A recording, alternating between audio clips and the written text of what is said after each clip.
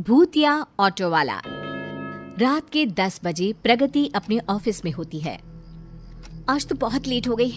ओह God, 10 बज गए। अभी भी कुछ काम पेंडिंग है। लगता है 11-12 आज बज ही जाएंगे। मेम साहब, बहुत देर हो गई है। और कितनी देर रुकेंगी आप? ये भीमगढ़ है, यहाँ 10 बजे के बाद एक बैलगाड़ी मिलना भी मुश्किल है। मुझे थोड़ी देर और लगेगी नथु काका, आप चले जाइए, मैं ऑफिस बंद कर दूंगी। प्रगति का जन्म इंदौर में ही हुआ। वहीं उसने अपनी पढ़ाई भी पूरी की। कई नाकाम कोशिशों के बाद आखिरकार एक दोस्त की सिफारिश से कुछ दिन पहले उसकी नौकरी भीमगढ़ में लगी थी। आज तो भले ही पूरी रात हो जाए, प्रोजेक्ट तो मैं कंप्लीट करके ही रहूंगी। बॉस को इतना खुश कर दूंगी कि पहले हफ्ते में ही मेरा प्रमोशन हो जाए। वाओ, क्या सही रहेगा ना? तभी पूरी तरह खाली ऑफिस में एक आवाज आती है। हाँ। ऑफिस में तो कोई था ही नहीं, तो प्रगति की बात पर हामी किसने भरी? ऐसी करहाती आवाज में हाँ सुनकर प्रगति हड़बड़ा जाती है और इधर उधर देखने लगती है। ये हाँ की आवाज कहाँ से आई? प्रगति चारों तरफ देखती है पर उसे कोई नहीं दिखता। उस आवाज को अपना वहम मानकर प्रगति फिर से अपने काम पर लग जाती है। तभी अचानक जोर से बिजली कड़कती है। प्रगति ऑफिस के शीशे से बाहर देखती है, जहां से खूब अंधेरे में थम थम कर चमक रही बिजली के अलावा कुछ भी दिखाई दे पाना मुश्किल था। और ऐसे में अचानक लाइट्स चली जाती है। हे भगवान, ये क्या हुआ? अब मैं काम कैसे कंप्लीट करूंगी? ऊपर से ये तेज बारिश। ओह, ये लो, फोन का नेटवर्क भी चला गया। तभी एक रोशनी ऑफिस के शीशे पर पड़ती है। प्रगति बाहर झांकती है तो देखती है कि वो रोशनी एक टॉर्च की है। कोई है क्या ऊपर? कौन? हम ऑटो वाले हैं मैडम, सवारी देख रहे थे। नथु काका तो कह रहे थे कि यहाँ 10 बजे के बाद सवारी नहीं मिलती। यहाँ तो ऑटो वाला खुद लेने आ गया मुझे। प्रगति फौरन ऑफिस बंद करके तेज बारिश में ऑटो में बैठ जाती है। भैया, पीजी रोड लेना। पता है। पता है? कैसे पता है? मैं तो पहली बार आपके ऑटो में बैठ रही हूँ।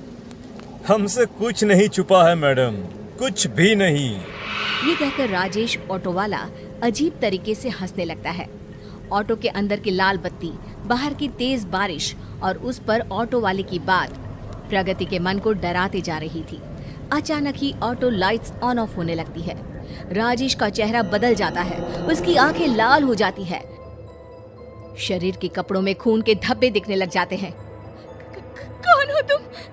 मुझे छोड़ दो प्लीज। अरे यही तो काम है मेरा, सबको छोड़ना, शमशान घाट तक।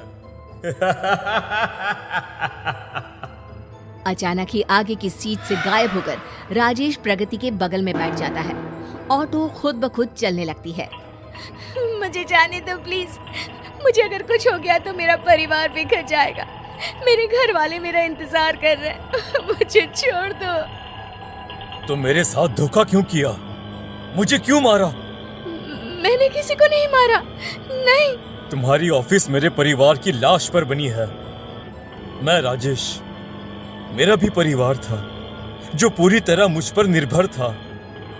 एक दिन एक ग्राहक योगेश मेरे ऑटो पर चढ़ा। कुछ अजीब सी बातें कर रहा था वो फोन पर।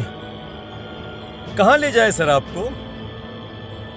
कहीं भी ले जा, पर ये ऑटो रुकना नहीं चाहिए, समझा?